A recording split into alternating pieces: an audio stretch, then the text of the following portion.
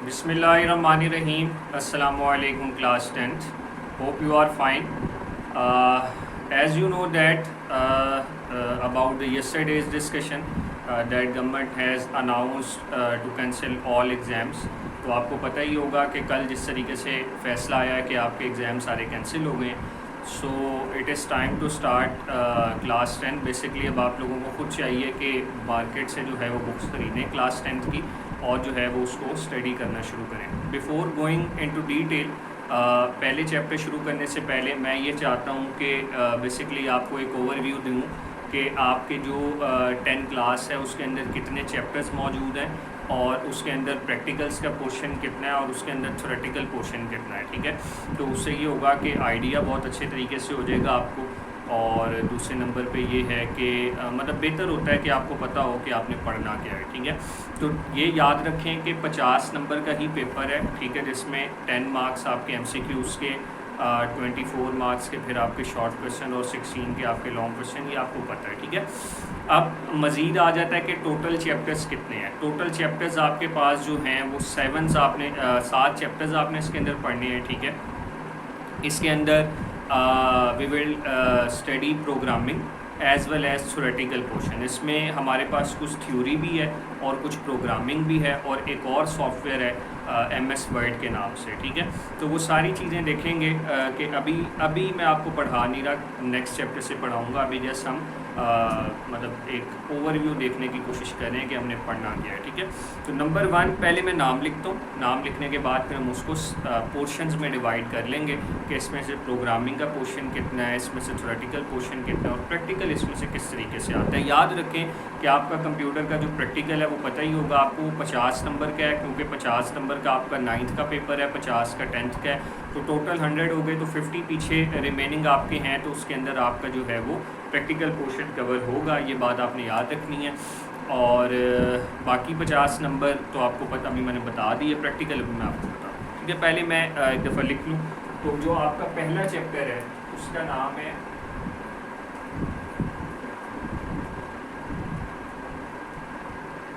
Problem solving.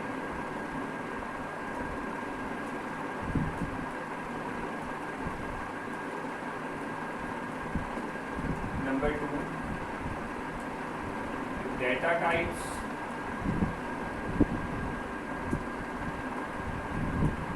Assignments,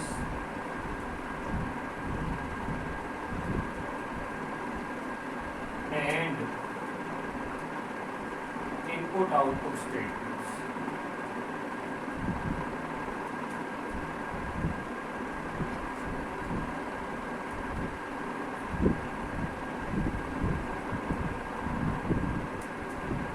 number 3 जो है उसका नाम है कंट्रोल स्ट्रक्चर।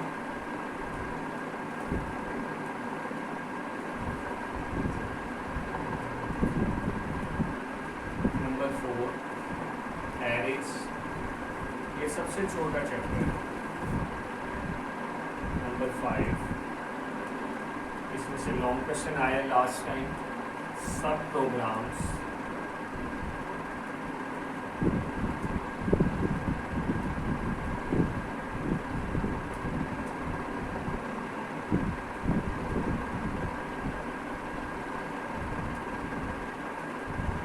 और फाइनली बताता हूँ कि 6 पे ग्राफिक्स इन बेसिक।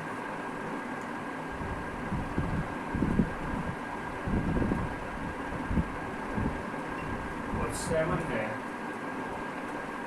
MS या माइक्रोसॉफ्ट वर्ड। ये आपका सिलेबस है। अब इस सिलेबस को किस तरीके से देखना है और इसके अंदर जो है वो इसकी इम्पोर्टेंस किस तरीके से बनेगी आपकी। नंबर 1 प्रॉब्लम सॉल्विंग है। ठीक है, प्रॉब्लम सॉल्विंग जस्ट आपका थ्योरी है, थ्योरेटिकल पार्ट। प्रॉब्लम सॉल्विंग का मतलब टू सॉल्व अ प्रॉब्लम, जैसे 8 क्लास में आपने पढ़ा होगा फ्लो चार्ट्स, एल्गोरिदम्स, लेकिन अब उसको हम बड़ा डिटेल में स्टडी करेंगे। ठीक है, तो ये प्रॉब्लम सॉल्विंग बहुत ज़्यादा इम्पॉर्टेंट चैप्टर है, थ्योरी है और मतलब इसमें ना प्रैक्टिकल का पार्ट बनता है ना प्रोग्रामिंग का पार्ट बनता है, मतलब सिर्फ आपने याद करना है और आसान है। लेकिन अगर आप इसके कॉन्सेप्ट्स को क्लियर करेंगे तो चैप्टर नंबर 2 से लेकर 6 तक जो आपके चैप्टर्स हैं वो समझने में आपको चैप्टर 1 के कॉन्सेप्ट्स मदद देंगे। तो चैप्टर 1 ज़रूर, मतलब सारे चैप्टर्स बहुत ज़रूरी हैं। इसके बाद आपके पास है जी, ये मैंने 6 चैप्टर्स यहाँ पे लिखे, ठीक है, जो कि आपका प्रोग्रामिंग है, प्रोग्रामिंग, ठीक है, से रिलेटेड है। इसमें थ्योरी भी है, ठीक है, और यहाँ से आपके प्रैक्टिकल्स भी हैं, ठीक है जी। प्रैक्टिकल्स, जब भी मैं प्रैक्टिकल्स की बात करूँगा तो इसका मतलब ये है कि आफ्टर बोर्ड एग्जाम्स, ठीक है, तैयारी तो हम साथ साथ ही करेंगे, लेकिन इसका मतलब है कि इसमें से प्रैक्टिकल आएगा। चैप्टर नंबर 1 का कोई प्रैक्टिकल नहीं बनता। अच्छा जी, data types, assignments and input output statements बड़ा मुश्किल नाम है, इसमें पढ़ने की ज़रूरत नहीं है। ये याद रखें कि इसके अंदर जो हम लैंग्वेज पढ़ेंगे, अब जैसे मैंने आपको बताया था कि हम प्रोग्रामिंग पढ़ेंगे, तो प्रोग्रामिंग की बेशुमार आपने लैंग्वेजेस, मतलब आपको नाम भी पता होगा, बेसिक है, कोबोल है, फोर्ट्रान है, आपने पढ़ी है, वैसे तो हज़ारों की तादाद में, ठीक है। तो हमने बेसिक इसके अंदर लैंग्वेज पढ़नी है। कौन सी लैंग्वेज पढ़नी है? बेसिक लैंग्वेज पढ़नी है। यहाँ पे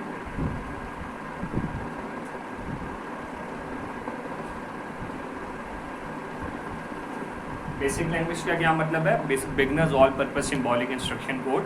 फिर हम मज़ीद आगे देखेंगे कि GW बेसिक भी आपने एक लफ्ज़ सुना होगा, तो GW बेसिक बेसिक में क्या डिफरेंस है, वो सारा क्लियर हो जाएगा, ठीक है। लैंग्वेज का नाम बेसिक है। इसके बाद इसको मैं आमतौर पर कहता हूँ introduction to basic. First chapter जो सेकंड है ना आपका, उसको आमतौर पर मैं कहता हूँ इंट्रोडक्शन टू बेसिक, आप भी कह सकते हैं, लेकिन नाम बरल उसका चेंज नहीं हो सकता, हम उसको आसानी के लिए कह सकते हैं।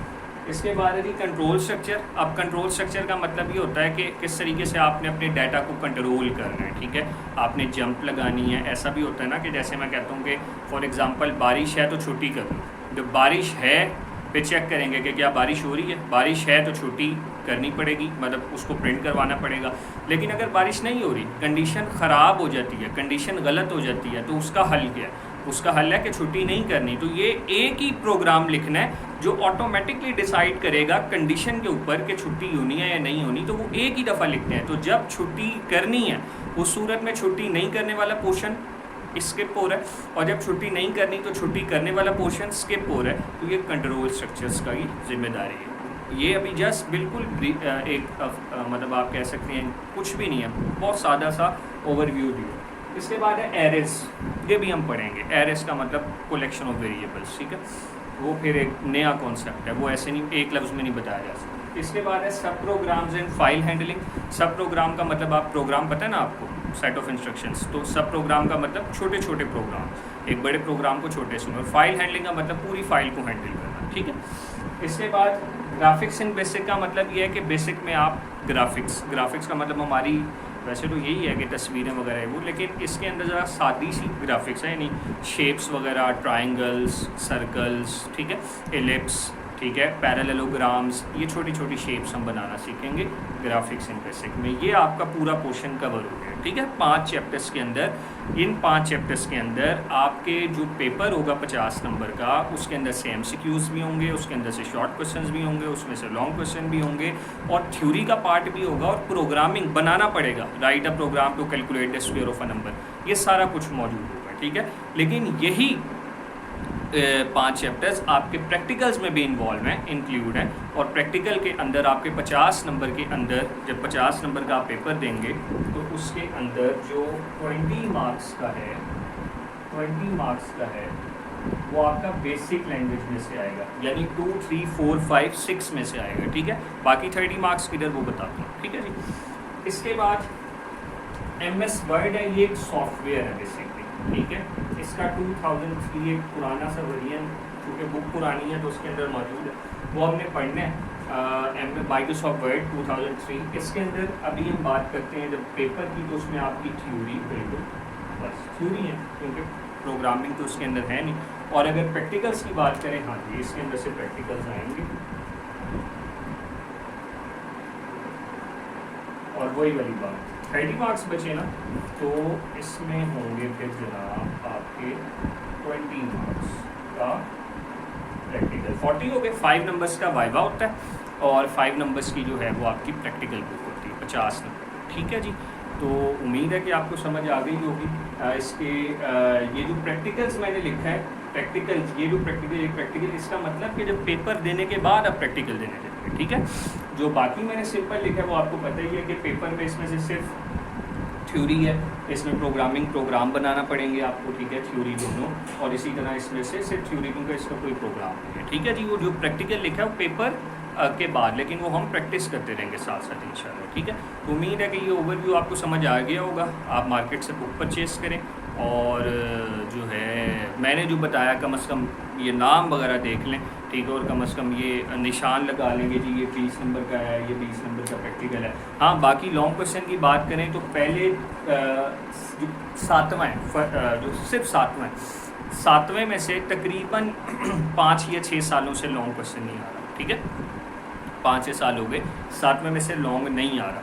लेकिन अगर पहले 6 की बात करें तो 2019 के अंदर पहले, दूसरे, तीसरे में से आया था, और 2020 जो भी हुआ है उसके अंदर आया था आपका जनाब दूसरा या तीसरा, ये मुझे कन्फ्यूजन है, और 5वां, 6वां। ठीक है जी, इसमें से लॉन्ग, यानी इसका मतलब कि पहले 6 अब बड़े इंपॉर्टेंट है, लेकिन 7वें में से काफ़ी हद तक नहीं आ रहा। अगर हमें पता लगा जब हम पढ़ते गए आगे 3-4 महीने बाद के नहीं इसमें से भी आने के चांस है, तो ऑब्वियसली हम उसको इस तरीके से, उस लिहाज से भी प्रिपेयर करेंगे। ठीक है, तो अभी फ़िलहाल आप बुक परचेज़ करें, इंशाल्लाह नेक्स्ट लेक्चर में फिर मैं आपको प्रॉब्लम सॉल्विंग शुरू करवाऊँगा। ठीक है जी, अल्लाह हाफ़िज़।